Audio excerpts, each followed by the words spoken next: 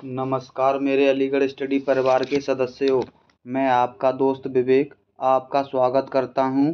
CTET के लिए बहुत ही महत्वपूर्ण ईवीएस की शानदार और जानदार क्विज में पर्यावरण अध्ययन में बच्चों को जोड़ने की सबसे प्रभावशाली युक्ति क्या है। ऑप्शन हैं पाठ्य पुस्तकों का पठन, शिक्षक द्वारा व्याख्याएं, कक्षा निर्देशन, किस्से और कहानियाँ। आपका सही जवाब क्या है? इसका सही जवाब है ऑप्शन डी, किस्से और कहानियाँ। ये सबसे प्रभावशाली युक्ति है। अगला प्रश्न नंबर 2 है, निम्नलिखित में से कौन सा वर्तमान पर्यावरण अध्ययन पाठ्यक्रम के 6 मुख्य थीमों में से एक नहीं है। ऑप्शन हैं आवास, हम चीज़ें कैसे बनाते हैं, काम और खेल, भोजन। आपका सही जवाब क्या है? इसका सही जवाब है ऑप्शन सी, काम और खेल। यह एक उपथीम है। यहाँ 6 मुख्य थीमों में से 3 मुख्य थीमें दे रखी हैं और बाकी 3 मुख्य थीमें हैं परिवार और मित्र, पानी और यात्रा। काम और खेल परिवार और मित्र की उपथीम है और बाकी 3 उपथीमें हैं आपसी संबंध, जानवर और पौधे। अगला प्रश्न नंबर 3 है, निम्नलिखित में से कौन सा एक पर्यावरण अध्ययन के संबंध में सच नहीं है, यानी गलत कथन बताना है। ऑप्शन हैं पर्यावरण अध्ययन बाल केंद्रित अध्ययन है, दूसरा है पर्यावरण अध्ययन बच्चों को अपने परिवेश को खोजने का अवसर देता है, तीसरा है पर्यावरण अध्ययन वर्णों और परिभाषाओं पर बल देता है, चौथा है पर्यावरण अध्ययन की प्रकृति एकीकृत है। इसका सही जवाब क्या होगा?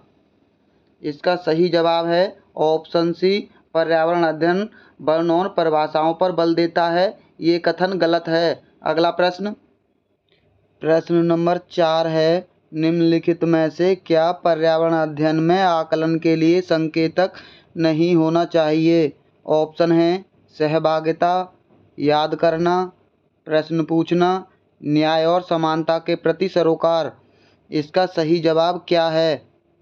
इसका सही जवाब है ऑप्शन बी, याद करना। यह एक संकेतक नहीं है आकलन का। अगला प्रश्न नंबर 5 है, पर्यावरण अध्ययन में शिक्षक के द्वारा बच्चों को स्वयं अपने आकलन के लिए अवसर देना चाहिए। स्वतः आकलन है। ऑप्शन हैं सीखने के लिए समान आकलन, आकलन सीखने का आकलन, सीखने के लिए आकलन या सीसीई। इसका सही जवाब क्या होगा? इसका सही जवाब है ऑप्शन ए, सीखने के लिए समान आकलन। अगला प्रश्न नंबर 6 है, निम्नलिखित में से कौन पर्यावरण अध्ययन का उद्देश्य नहीं है। गलत कथन बताना है। ऑप्शन है परिवेशीय मुद्दों पर जागरूकता का विकास करना, दूसरा है बच्चों को स्वयं अपने हाथ से कार्य करने और खोजने की क्रियाकलापों से जोड़ना, तीसरा है बच्चों को पाठ्य पुस्तकों की परिभाषाएं प्रदान करने के लिए प्रोत्साहित करना, चौथा है बच्चों की जिज्ञासा और सृजनात्मकता का पोषण करना। आपका सही जवाब क्या है? इसका सही जवाब है ऑप्शन सी, बच्चों की पाठ्य पुस्तकों की परिभाषाएं प्रदान करने के लिए प्रोत्साहित करना। ये कथन गलत है। अगला प्रश्न नंबर 7 है, निम्नलिखित सीखने के कौन से सिद्धांत का पर्यावरण अध्ययन में अनुसरण होता है। ऑप्शन हैं अज्ञात से ज्ञात, ज्ञात से अज्ञात, वैश्विक से स्थानीय या अमूर्त से मूर्त। इसका सही जवाब क्या है? इसका सही जवाब है ऑप्शन बी, ज्ञात से अज्ञात। बाकी ये दोनों उल्टे दे रखे हैं। स्थानीय से वैश्विक होता है और मूर्त से अमूर्त।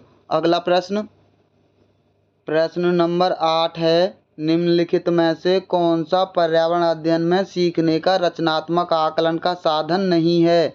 ऑप्शन हैं वर्णन अभिलेख, वार्षिक उपलब्धि परीक्षण, पोर्टफोलियो या क्रम निर्धारण मापनी। इसका सही जवाब क्या है?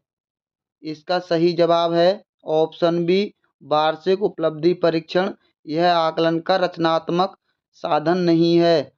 इनमें से सबसे सर्वोत्तम रचनात्मक आकलन का साधन पोर्टफोलियो होता है। अगला प्रश्न नंबर 9 है, निम्नलिखित में से कौन सी पर्यावरण कक्षा में गतिविधि या गतिविधियां हैं? ऑप्शन हैं चित्र खींचना, फील्ड भ्रमण, श्यामपट्ट का उपयोग, उपरोक्त सभी। ये प्रश्न बहुत ही आसान है। इसका सही जवाब आप हमें कमेंट बॉक्स में देना। अगला प्रश्न नंबर 10 है, सामुदायिक महत्वपूर्ण शिक्षण और अधिगम संसाधन है क्योंकि। ऑप्शन हैं यह सस्ता और सुलभ है, बुजुर्ग लोग बुद्धिमान हैं और उनके पास समय है, तीसरा है यह वास्तविक स्थिति में सीखने का अवसर प्रदान करता है, चौथा है कोई भी समुदाय में उपलब्ध समस्त ज्ञान को बिना आलोचना के स्वीकार कर सकता है। इसका सही जवाब क्या होगा?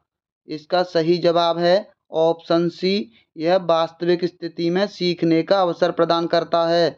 दोस्तों, अगर आपको ऐसे ही बिना टाइम वेस्ट की क्विज के साथ अच्छी प्रैक्टिस करनी है तो आप हमारे चैनल को सब्सक्राइब कर लीजिए, और जिन लोगों ने अभी तक वीडियो को लाइक नहीं किया है सबसे पहले वो वीडियो को लाइक कर लें। तो चलिए मिलते हैं बहुत जल्द अगली क्विज में।